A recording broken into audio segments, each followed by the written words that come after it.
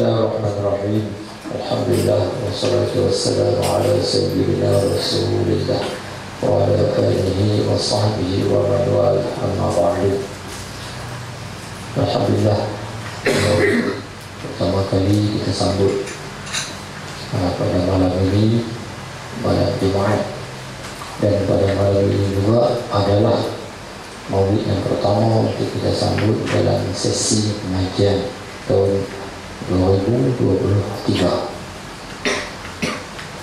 Sikit perkara yang Dr. Bobo nak sampaikan pada malam ini adalah, kalau kita buka buku maulid ni, ada satu bait syair Imam Al-Busiri dia masukkan di sini. Dia beritahu,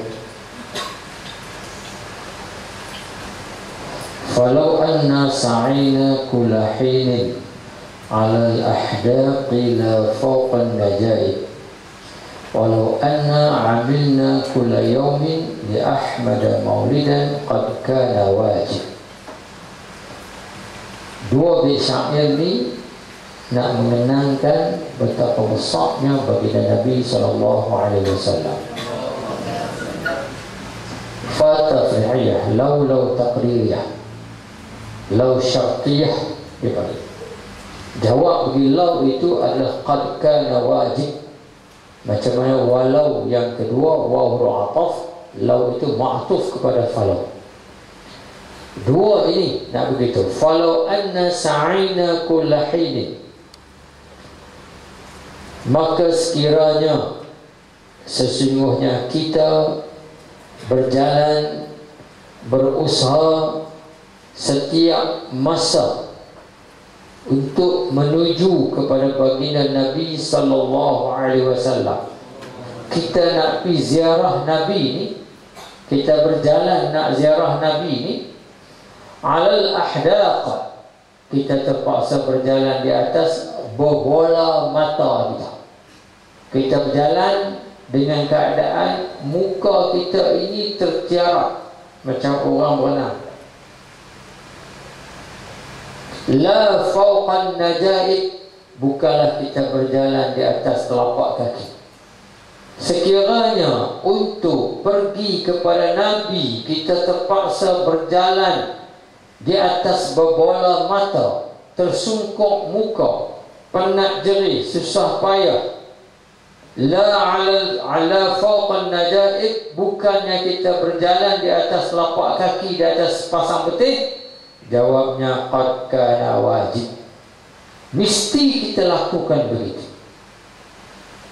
mesti kita kena buat, sebab besarnya jasa Nabi dalam hidup kita. Baik, begitu juga walau anna amilna kulla yaumin, dan sekiranya kita membaca maulid ini kulla yaumin, tiap-tiap hari. Walau anna amilna kulla yaumin li Ahmad maulidan, kepada baginda Nabi kita buat maulid, buat tiap-tiap hari, bukan seminggu sekali, bukan masuk Rabiul Awal, tiap-tiap hari. Begitu juga qad kana wajib, itu suatu kewajiban. Kenapa Imam Busiri mengatakan begitu? Dia ambil bait syair ni bubuh dalam Daiba'i jadi, sebab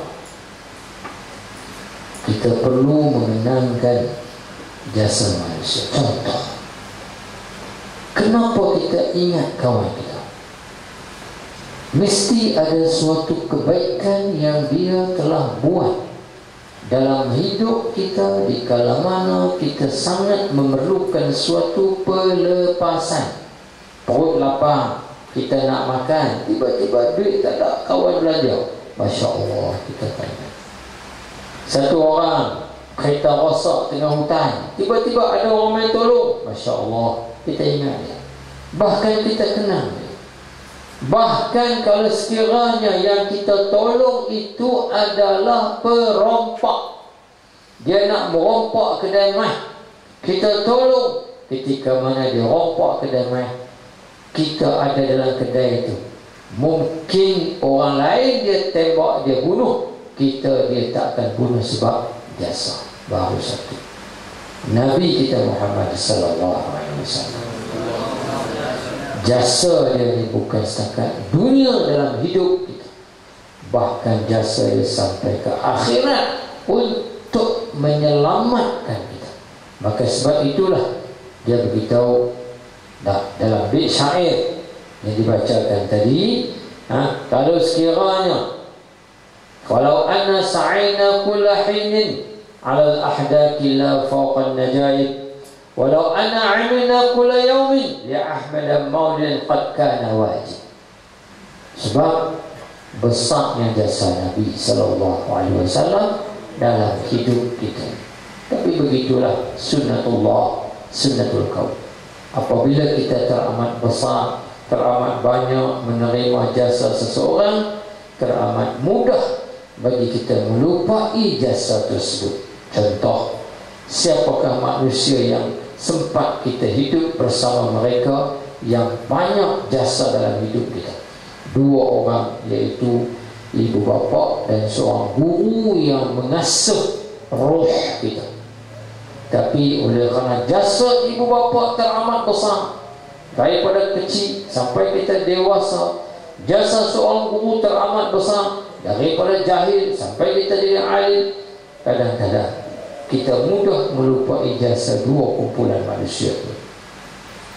Maka sebab itu kita mohon kepada Allah, semoga kita ini termasuk dalam kumpulan orang yang menerima dan menilai pemberian. Kita orang bagi, kita terima, dan kita boleh takdirkan, boleh nilai besarnya pemberian itu dalam hati kita. Maka sebab itu, ringkasnya, maulid adalah jalan pintas untuk kita mencapai kejayaan. Kita mengaji susah, mengapai susah, memahami susah, gangguan banyak, penumpuan kurang. Macam mana cara untuk menghilangkan segala anak duri ranjau? Dalam perjalanan ini kita hadirkan ke majlis maulid, kita mohon syafaat baginda Rasul, kita mohon bertawassul dengan baginda Rasul. Mudah-mudahan niat kita nak jaga agama Allah, niat kita nak kembalikan kekuatan Islam, niat kita nak bantu ummah dengan berkat daulatnya baginda Rasul, Allah menunaikan hajat-hajat kita. Maka sebab itu, kita kena jadikan maulid ini sebagai sebahagian satu juzuk daripada kehidupan kita. Maka sebab itulah kita menjadi beritahu, falau anna sa'ina kulla hinin 'ala al-ahdaqi la fawqa an-najaib walau anna 'amilna kulla yawmin li ahmad maulid qad kana wajib. Cukup dua bait syair ini melambangkan betapa besarnya kedudukan Nabi. Laulaka ma khalaqtul aflak. Tanpa engkau Muhammad, kata syair, tidak diciptakan akan segala al-falakiyah, segala astronomi. Semua kita ada dengan nur Nabi Muhammad sallallahu alaihi wasallam. Soal orang nak pertikaikan, orang tak percaya, orang menafikan, itu hak mereka. Hak kita sebagai al-hub wa ta'alluq bin Nabi, maka kita kena banyakkan selawat, mengingati kisah sirah Nabi. Contoh, kenapa orang sayang Mahat Sakir? Sebab dia tahu, dia boleh takdirkan, aku mari tak erti, tak faham, akhirnya aku boleh mengaji, boleh faham, boleh mengajar. Jadi kita terpaksa meretasi satu lapisan horizontal, satu aqabah yang besar sebelum kita mencapai kelazatan dalam pengajian. Cobaan demi lepas. Contoh, pilih tanya orang yang kaya yang membina empire perniagaan, macam mana jatuh bangun di dalam perniagaan, tentunya banyak. Tapi bila keadaan dia dah tenang, dah stabil. Contoh, bila kita nak bangunkan, kamu boleh melihat depan rumah guru, emang depan rumah Syekh Taha ke, depan rumah Tok Guru ke, depan rumah siapa, kamu tengok Allah, sampah, sarap, kayu, betul macam-macam. Tapi proses demi proses makan masa untuk kita suci, untuk kita bersih. Kita akan buat Rawdatul Atfal, kita akan buat dah micro swimming pool contoh. Jadi apabila selesai construction, tempat tu akan menjadi cantik, mengindahkan yang memandang, menenangkan yang melihat, menyenangkan yang bersama. Sebab segala kayu, segala scrap, segala sampah semua dah dibuang. Tapi dalam proses perjalanan itu susah. Contoh, berapa ramai pelajar zaman turun kamu tak merasa langsung nak gosok baju, tak sempat, baju kedut 1000, makan sentiasa dalam poket, makan seadanya, tidur beralah ke lengan. Sebab tak boleh rasa benda ni, sebab kita dalam proses nak dapatkan ilmu terpaksa mengabaikan segala kesenangan yang lain. Bila dah dapat ilmu, Masya Allah, Allah layan kita dengan layanan-layanan istimewa. Allah layan kita dengan layanan-layanan yang baik.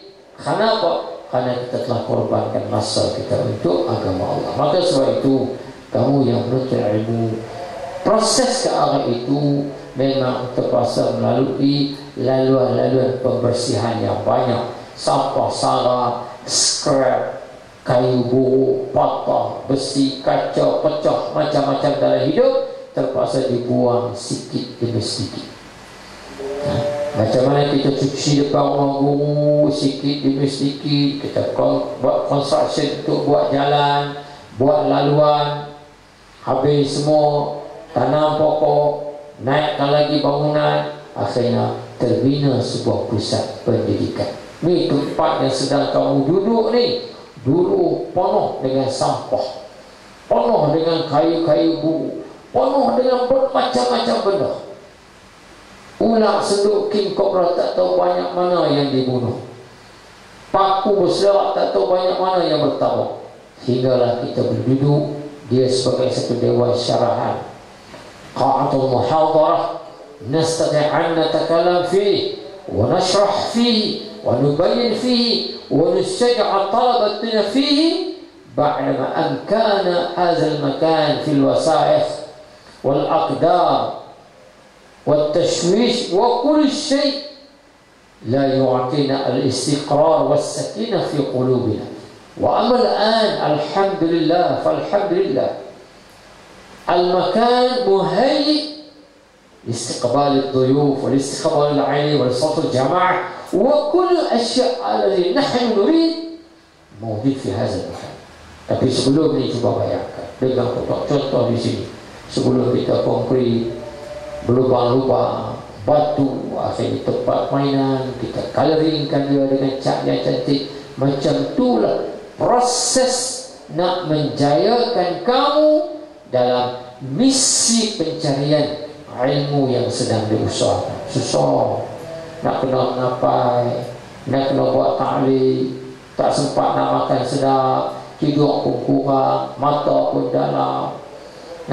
Tak pakai spek mata, kena pakai spek mata, tak boleh pakai handphone, semua hubungan kena potong, tertumpu dengan kitab, puasa rimai, puasa tak larang. Kadang-kadang ni mengalami kesulitan, sakit, macam-macam. Tapi sabar. Tunggu kamu duduk di Yaman, bisui sekali jadi 6 tempat. Nak jalan, bukan nak jalan, nak qadha hajat pun tak boleh. Tapi sabar. Duit habis langsung, 1 rial Yamani pun tak ada. Tapi sabar. Akhirnya Allah Ta'ala. Maka sebab itu besarnya kesabaran. Nabi kita adalah orang yang paling banyak sabar. Dan Allah Ta'ala sendiri menamakan zat yang maha mulia lagi suci daripada kekurangan, As-Sabur, Tuhan yang maha penyabar.